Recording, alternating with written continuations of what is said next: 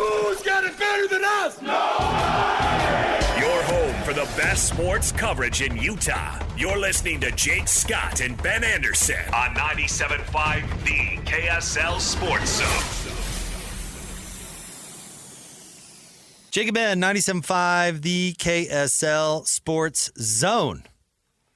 Ben and I were talking about commissioners and leadership in the break. So let's ask Nick about Gary Bettman. Okay. Joining us now, of course, broadcaster for the Utah Hockey Club. He's nice enough to join us every single week. He's our buddy Nick Olczyk. Nick, Ben and I were just talking about good commissioners and bad commissioners during the break and what makes a good commissioner. Give me your thoughts on Bettman. Obviously, he's popular around here, bringing the franchise to Salt Lake. But what are your thoughts on him and his leadership? Yeah, look, I think great to be with you guys, first of all, on the heels of a huge win last night. Everybody here in Utah knows it and feels it, which I'm sure we'll get to. But no, look, I think Commissioner Bettman has done a phenomenal job with the league. I mean, we could be here talking a while about it, but I think a couple of key points. You look at where the salary cap is currently going right now in the NHL. I mean, it is absolutely skyrocketing. His revenue continues to grow and grow in a huge way. And that's at the directive and the prerogative and the progression of everything that the National Hockey League is doing, which is headed by the decision making of Commissioner Bettman and all the different initiatives that the league is continuing to do and trying to grow the game, and then obviously Exhibit A, bringing the National Hockey League here to the great state of Utah is certainly at the forefront of our minds when we think about everything that he's done. In terms of where the league and the owners and the players are at right now, looking like it's going to be a pretty seamless collective bargaining agreement to be negotiated here after next season, and trying to avoid any sort of work stoppage. So look, I think he's hit a lot of home runs and a lot of grand slams for what he's done for the league and trying to grow the game and expanding the league, and whether it's to Vegas or to Seattle or the move here to Utah. There's been a lot of incredible steps, and I think he has done a phenomenal job in trying to put the league in a place where it can be seen, it's healthy, and where the state of the game is, guys. Because right now, there's a lot of tinkering you can do with a sport, but when the sport is in a great spot, I think one of the smartest things to do is to make minor adjustments, which is exactly what the league has done with minor rule changes over the last little while. So I think he has done an incredible job, as well as Deputy Commissioner Bill Daly, and those guys are the ones running the show at the very top, and where our game's at right now. All you need to do is just tune in and watch any game, and you'll see exactly the state of the game, and a huge reason why is because of Commissioner Gary Bettman. I think one of the things that's really worked recently, and you can correct me if I'm wrong, is we're just seeing the stars at the biggest stage. And I thought that's why Four Nations was awesome, is there were just stars, especially for the U.S. and for Team Canada, on TV, and people were watching. And there was continuity from the Stanley Cup final last year of seeing a Tkachuk and seeing McDavid out there. And you start to build familiarity where, casual fans honestly may just not be as familiar with those guys, even though, McDavid's one of maybe the 10 best players we've ever seen. Yeah, I'm glad you brought up the international play as well, because that's been certainly an area where the NHL has heard the fans, and they have certainly heard the players, and they want to give us best on best hockey, and they want to be able to provide that, and so there's a lot of negotiating and maneuvering and it taking two to tango, and sometimes more, but driven by the league has just been unbelievable. And look, I mean, there's been so many different opportunities that the league has put forth, has developed to try and give the fans the best game possible, whether it be in the National Hockey League or at the international level, to be able to see the very best players take each other on. And the future of international hockey, guys, you thought the Four Nations was great. And it certainly seems like moving forward, there's going to be, the Olympics next year, and then, the years after that, they're going to do the World Cup of hockey, having at least 8 international teams represented in tournaments, whenever they decide to do it, probably around the All-Star break where it usually would be. So just to be able to continue to give people what they want. So now all of a sudden you can go Olympics, World Cup of Hockey, maybe they throw an all-star game in there, but to be able just to give people what they're thirsting for, that being best on best at the international stage is a special thing. And look, it takes the players to want to agree. It takes ownership to want to agree, and all headed by the commissioner of the National Hockey League, Gary Bettman. So look, I don't think the game has ever been faster. I don't think the game has ever been more skilled. I don't think the game has been ever in a better place than it is right now, which is why it's just as exciting to see where the game could go in just the next few years. Ben and I were talking a little earlier in the show. The Utah Hockey Club is basically 3 points back of Calgary for the final wild card spot. How hard is it to make up that kind of ground here in the final push? Look, I mean, there's going to be things that happen. There's going to be teams that have tough patches. There's going to be teams that lose a couple in a row, but that's why you need to try to find a way to continue to make up ground and not lose any of it. And you just look at where, Utah is right now. Calgary Flames are holding on to that second wild card spot. And for those of our newer fans who don't know how the playoffs work, is the top 3 teams from each division makes it. And then there's 2 extra wild card spots, so that way you've got 8 teams from each conference that makes the playoffs. Now, you don't have to have one team from one division and one team from the other in either of the 2 wild card spots. You could have essentially 5 teams from the Central Division, which is very well how it could play out if Utah makes it and Colorado makes it in those wild card spots. So the top 3 in each division. And then the other 2 teams that don't have enough points to be top 3, but they got the most points in the conference. That's how that works.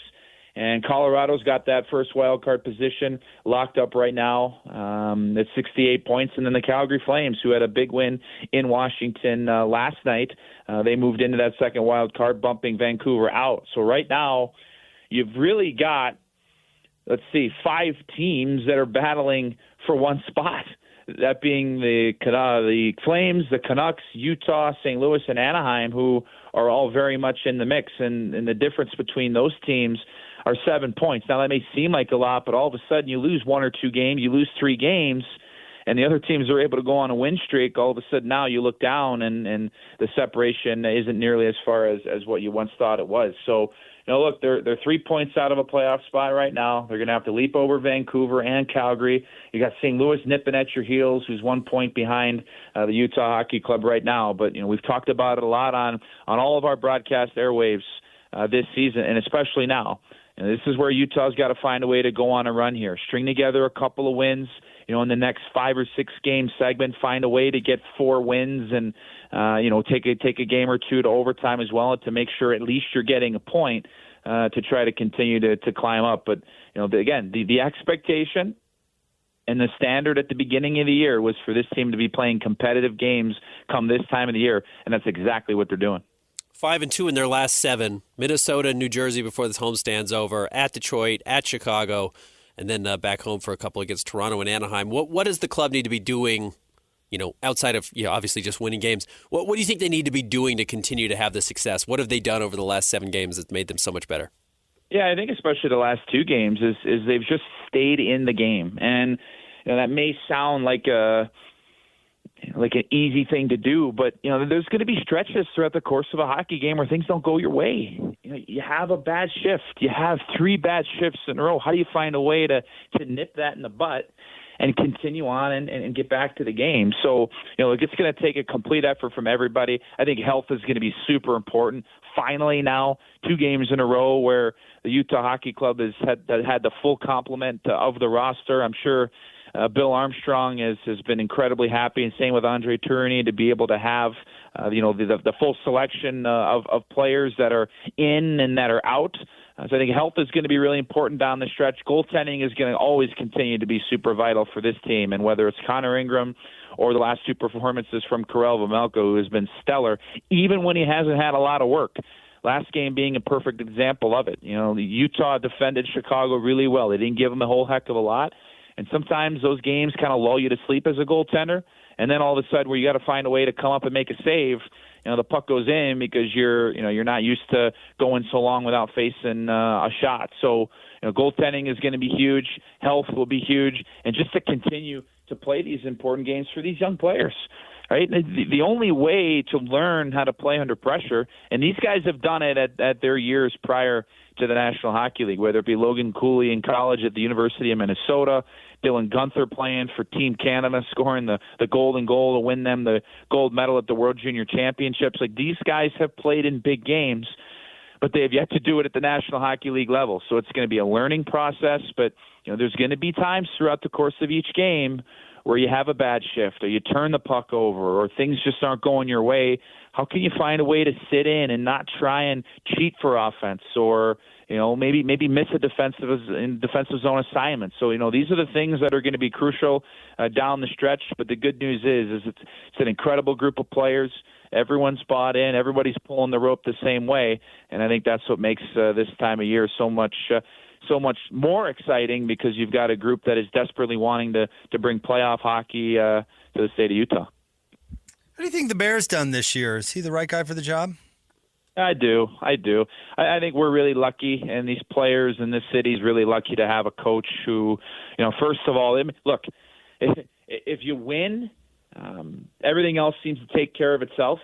But just, you always learn something when you listen to him, when you watch him. Just an incredibly insightful guy. And if coaching doesn't end up working out, and that's never going to be the case because he's had success here at the National Hockey League level, he'd be one hell of a psychologist. Because he just seems to have such a great grip and great read on the room, how to push guys, how to coach guys, because every player is a little bit different. So yes, I do think he is the right guy for the job. He's got a great mix of letting you know where you stand with him, but also that encouraging aspect as well. And I've always thought that the most important skill of a coach is to be able to have a feel of who's going, of who's playing good, who's not playing good on a given night, and to try to find a way to maybe make changes during the games or give guys a little bit more ice time. Perfect example, last game, the third line of Krause, McBain, and Josh Doan. They started the game, and they had a whale of a hockey game. Eventually it got paid off with the goal by Lawson Krause, the game-winning goal there in the third period. But, they were all over it. So he started each period with that line to set the tone, bring the energy. To me, that's having a feel for the game and a feel for your players to know who's going, and may not always be goals and offense, but just overall team play. So yeah, I think he's done a great job for this group this season, and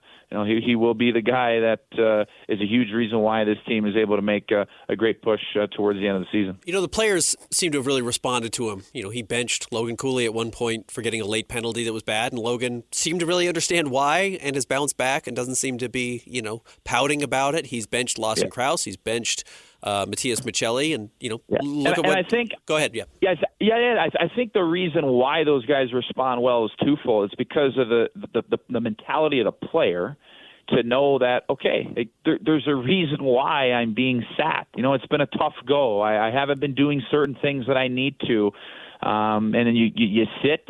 You watch the game from afar. The game always looks a lot easier when you're watching from the press box, and then you get back in there, and whether it's been Cooley, whether it's been Lawson Krause, those guys have come back and responded. And I think a big reason why, aside from just the player, is that head coach Andre Tourigny has let these guys know where they stand. It's not just a decision and then there's no conversation before or after. I think the communication aspect of it has been, the best part about it all, because these players know where they stand. They know what's expected.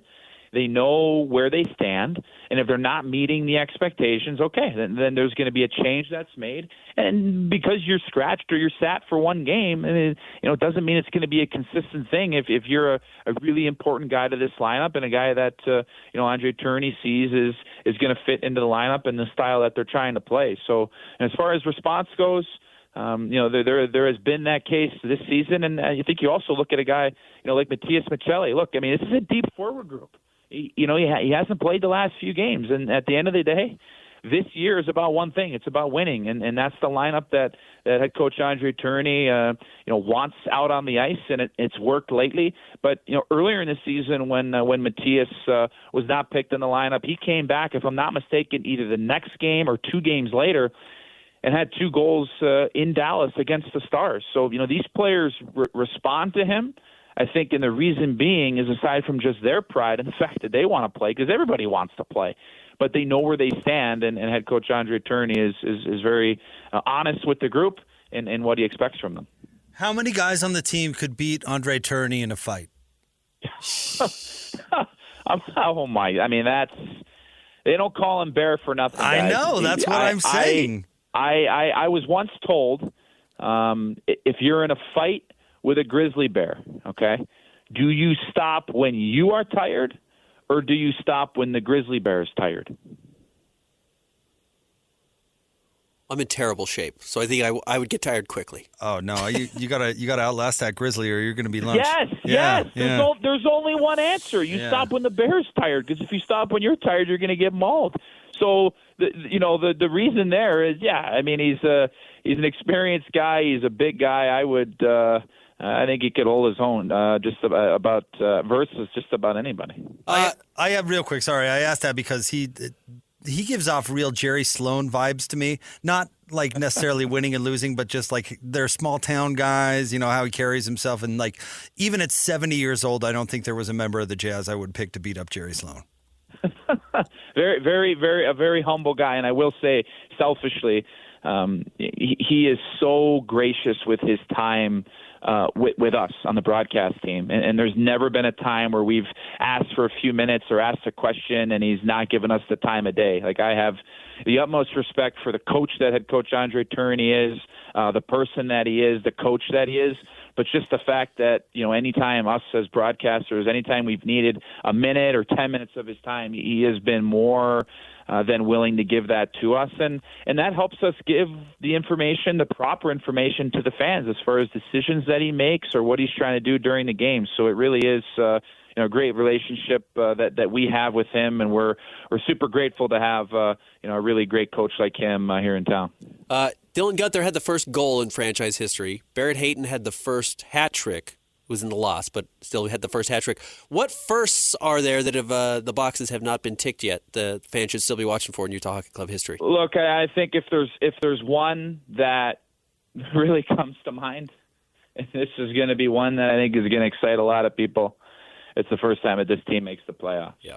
Of course, there's little things here and there, but this time of the year, everyone's eyes are looking to one thing, and that's trying to find a way to get into the dance. And the great part about it, just like any sport, but especially the game of hockey, if you get in, you just never know what could happen. But you got to get to the dance to be able to see if those dance moves can get you across and to have a great time. So that's where the focus is of this group right now. Just continuing to play the way that they have, go on a run, and find a way to get into the very best time of the year.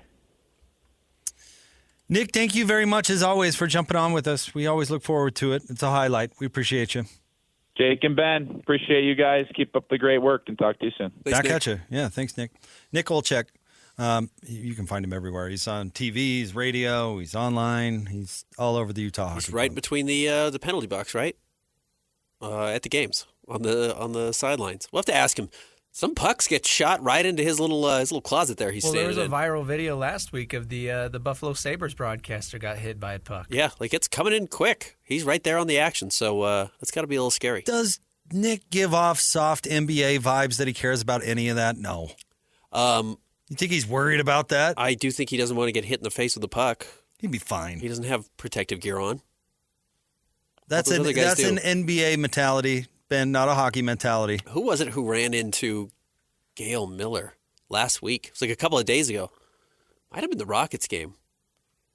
It was Fee. Somebody almost ran through her trying to save the ball, and I was curious if he knew that Gail used to own the team, but he really ran into her. She was fine. Of course she was fine. Gail's tough as nails. Tough, yeah. She's the Nick Olczyk of the NBA. I'm surprised she didn't decleat him. Put a shoulder into him. Yeah, right. Put him on his back. I could see Gail doing that. Sure. Maybe not. She might be too nice for that.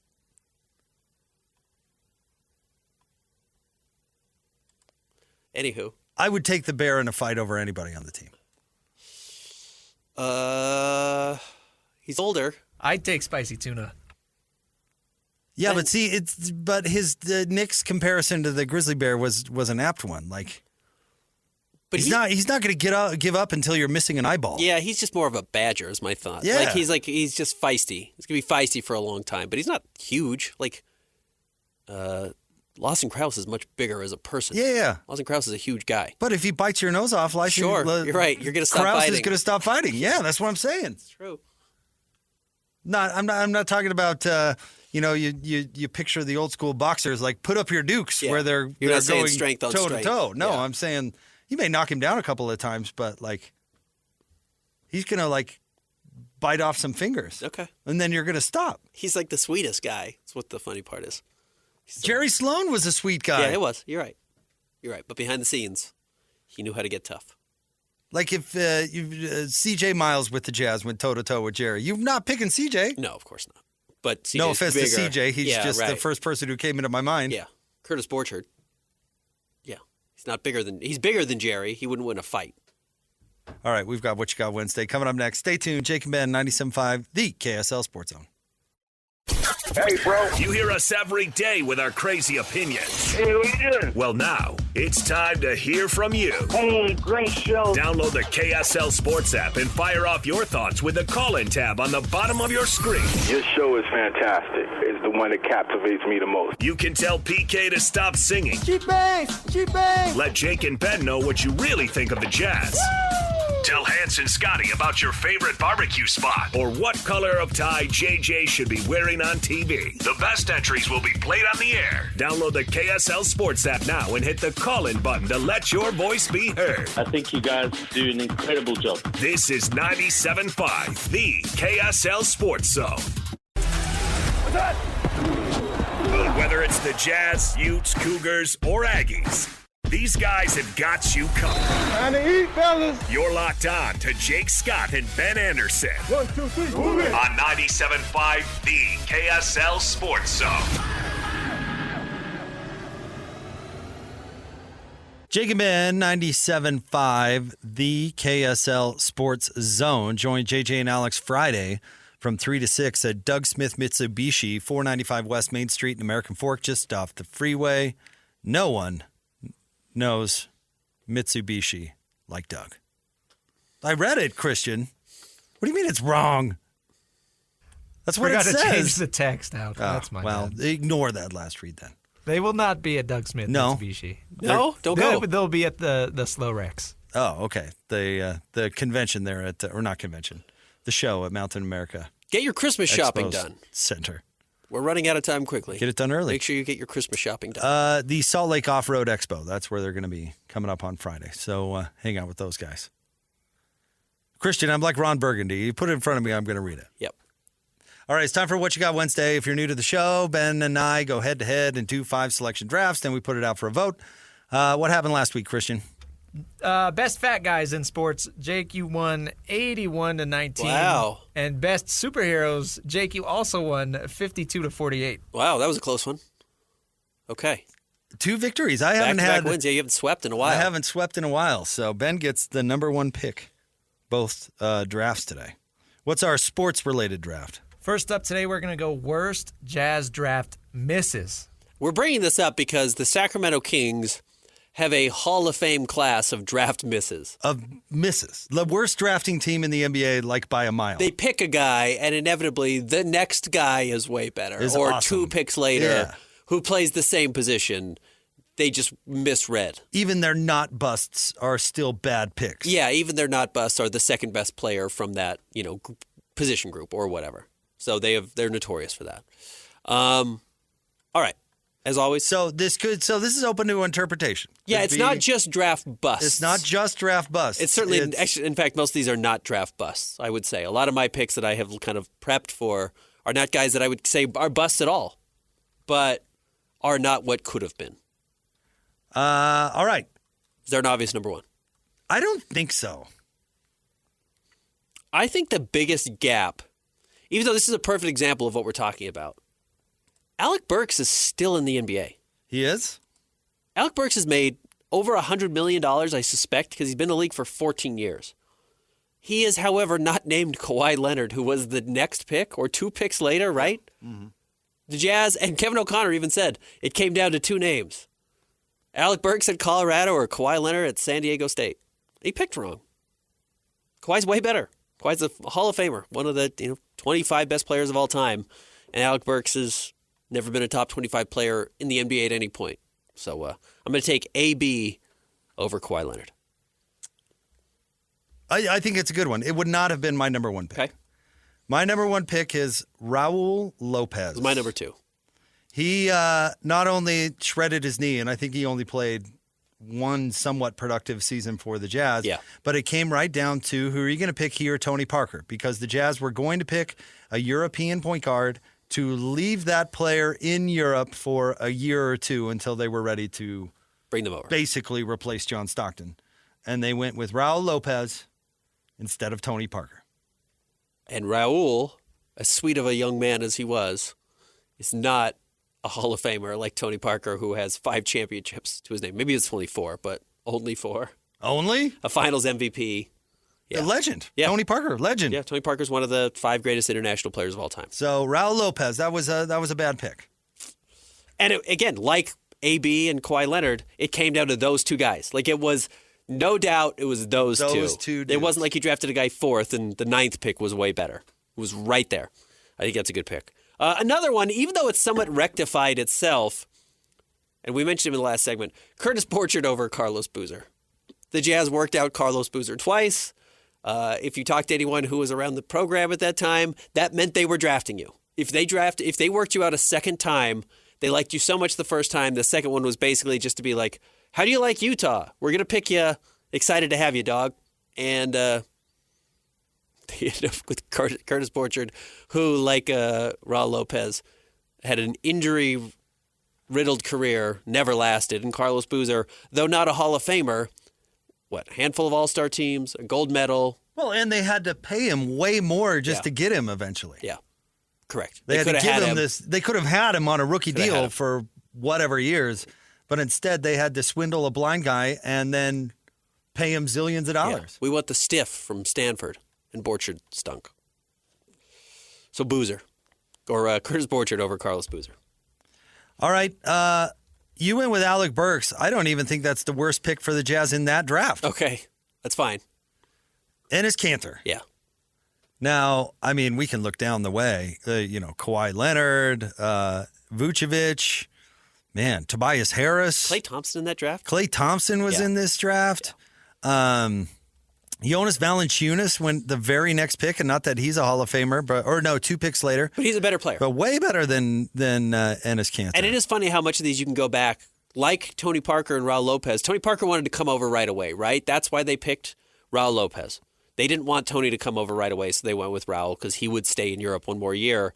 They picked Enes over Jonas Valanciunas, who's been a much better player, because Jonas was going to stay one more year. I don't think he had an out in his contract. And Jonas has not turned into the superstar I think a lot of people thought, but he's way better than Enes. An example of where I think the Jazz got arm twisted by Draft Express to take somebody because that's where they were supposed to go. That's where you were supposed to do it. Yeah. Yeah. Remember, he didn't play at Kentucky at all. He was the mystery player. He wasn't eligible. Yep. Yeah. Ennis. Good pick.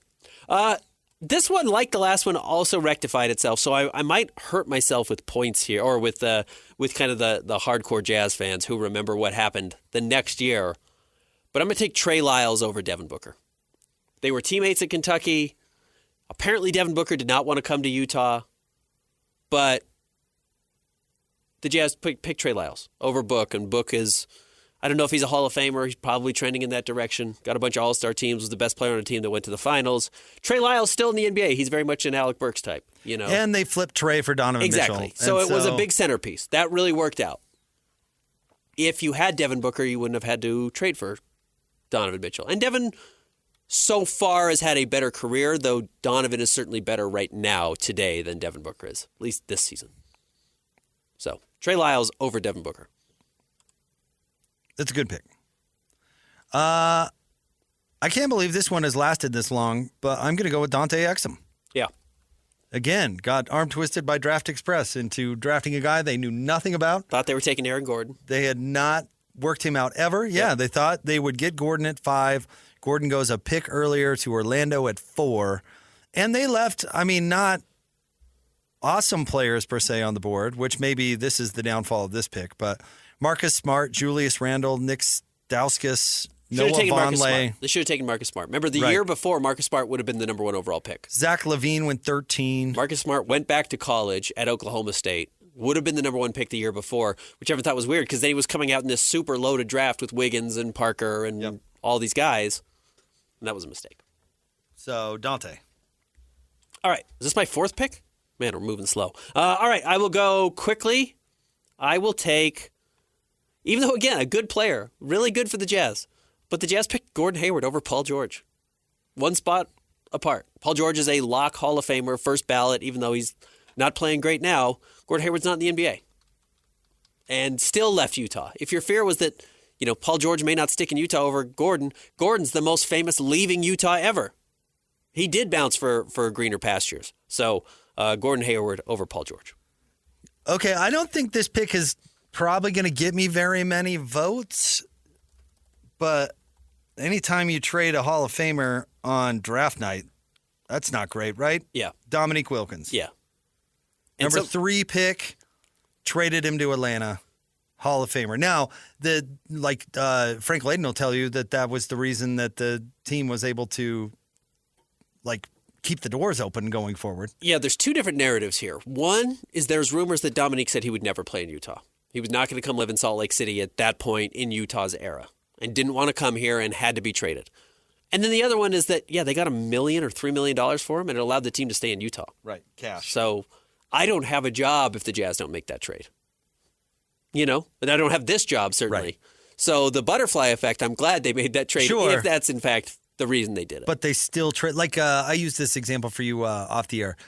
The Hornets drafted Kobe Bryant and traded him on draft night to L.A. in exchange for Vlade Divac. Yeah. And they eventually got Matt Geiger, who were okay players, but you traded a Hall of Famer on draft night. That's probably not a great pick. Not a great pick. All right, my last one.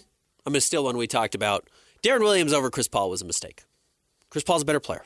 Again, Chris Paul is still in the NBA. Darren was awesome. Darren is one of the 10 best players in Jazz history. He's not Chris Paul. It's that simple. Chris is a great player. All right, my last pick, and I can't believe this fell to me either. Luther Wright. Yeah. And the fact that they called his college coach, P.J. Carlesimo, and his college coach did not tell them anything about his mental issues, which is, by the way, incredibly sad story. Yeah. And if you look into how Larry structured his contract on the way out the door, it's actually a pretty cool story to kind of take care of him for the rest of his life.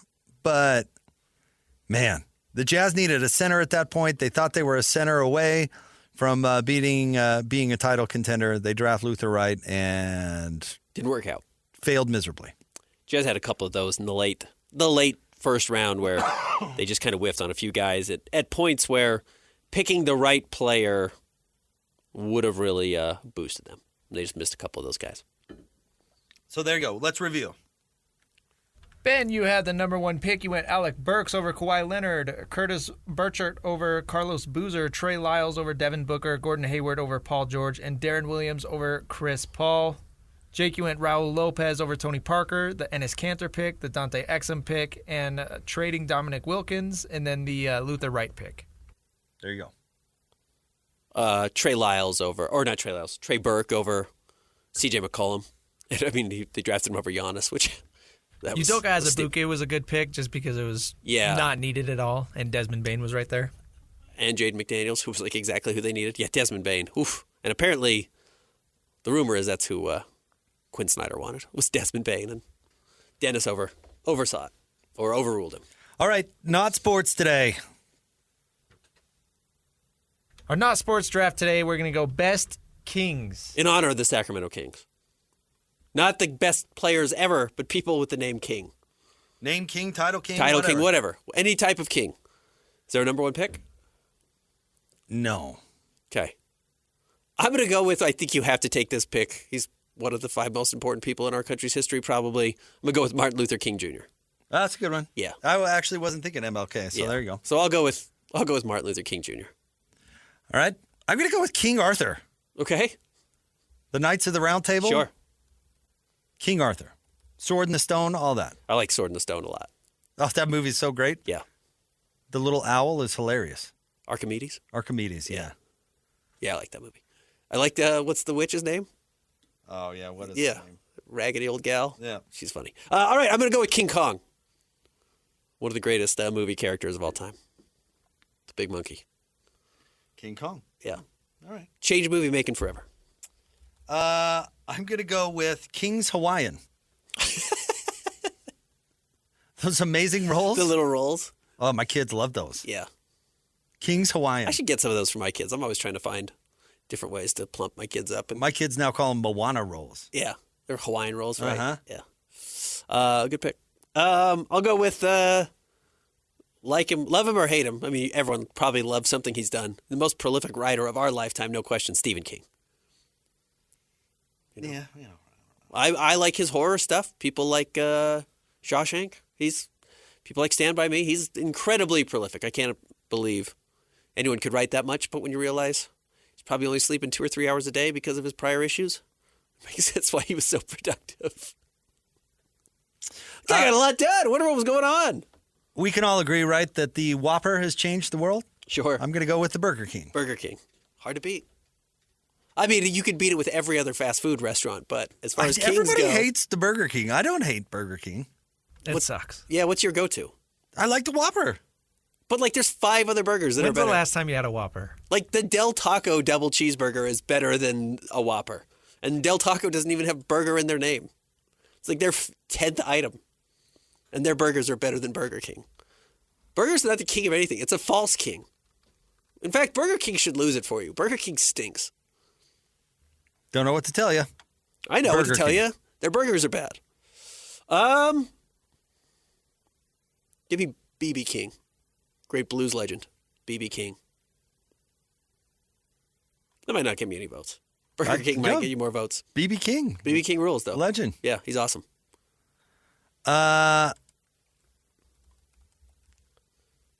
King Henry VIII.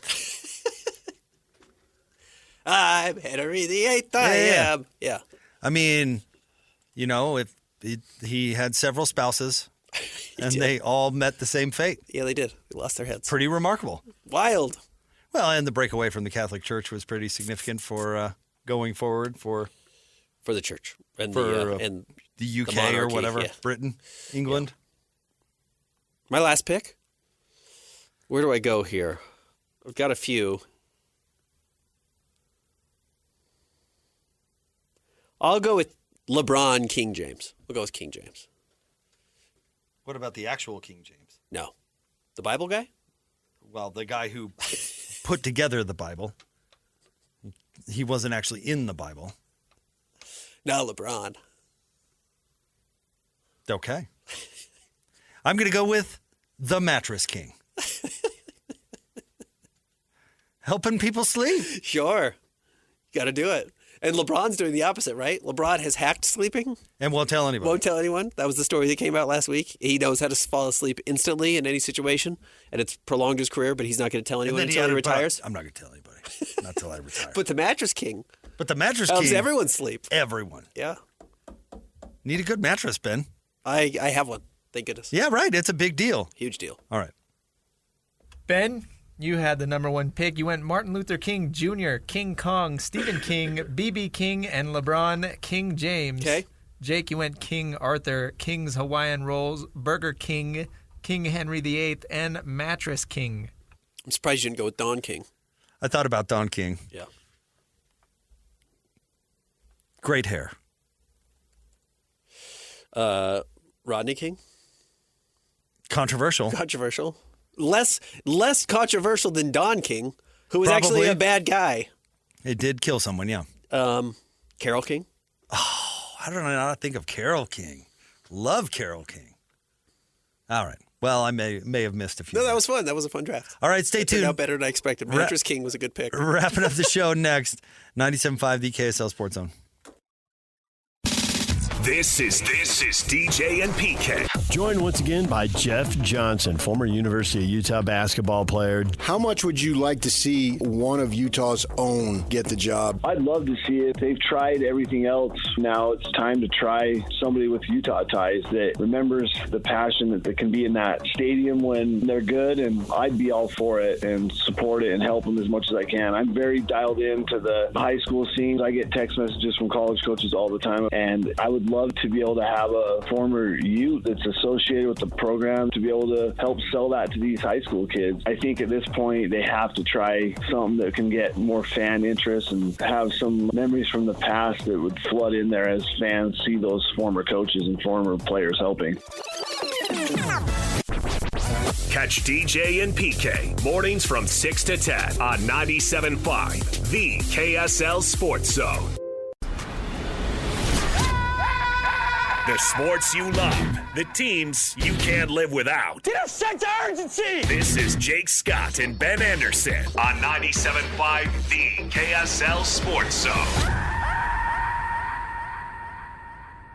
Two amigos on the airwaves, talking sports. They got it made, Jake's and also loves his tie-dye. Ben's got style with his scarves. Oh my.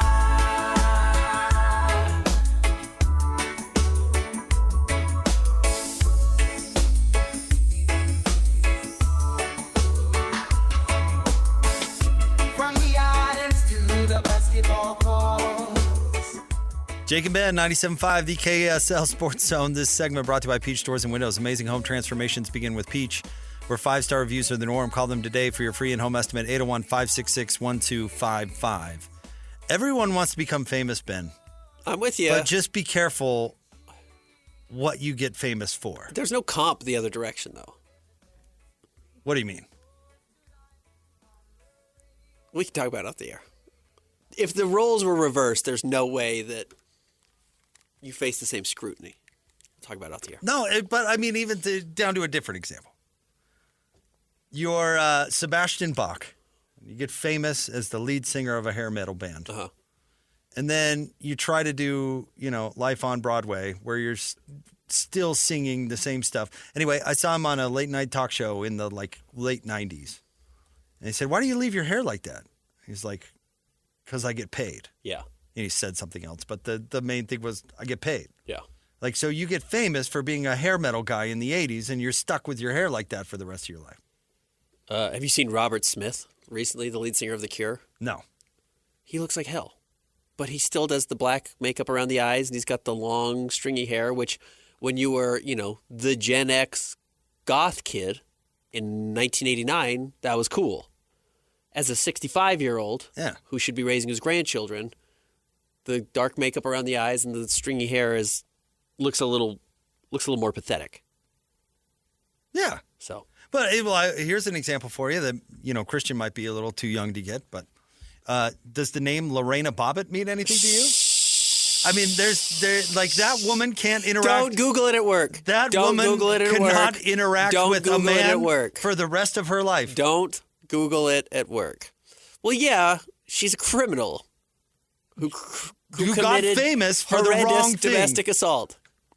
Yeah, I don't think her intention was, how do I get famous?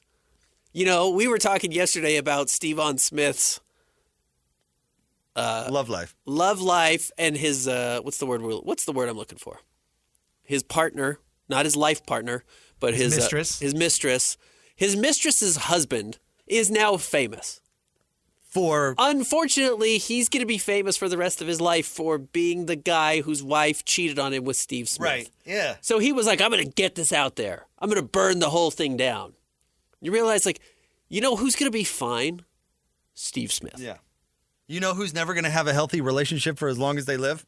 That guy. Yeah. That dude. Now, Lorena Bobbitt also made sure that nobody would have a healthy relationship going forward. You imagine she just sits down to fill out a loan application and the person on the other side of the table is like, that Lorena Bobbitt. Yeah, let's keep the table in between. Yeah, she has been ID'd at a bar or something, and they're like, okay, name, and wow, she's got a lot of the quick look up. I remember that name. Keep your distance, lady. Why don't you stand over there? You don't get to be by the kitchen. You don't get to be by me at all. Stay on the other side. Wow. So, yeah, I mean, people want to get Not famous. where I expected to go. Just be careful what you get famous for. I have a hot Utah take for the basketball. I'll save it for tomorrow because we just don't have time. Got 26 seconds left. I in the know who they should hire. show. Okay. Now, they won't. Okay. But I know who they should. But we can lead the show with that tomorrow. There you go. Okay. Ben, have a nice day. Jake and Ben. Thanks, Christian. Talk to you tomorrow on 97.5 the KSL Sports Zone.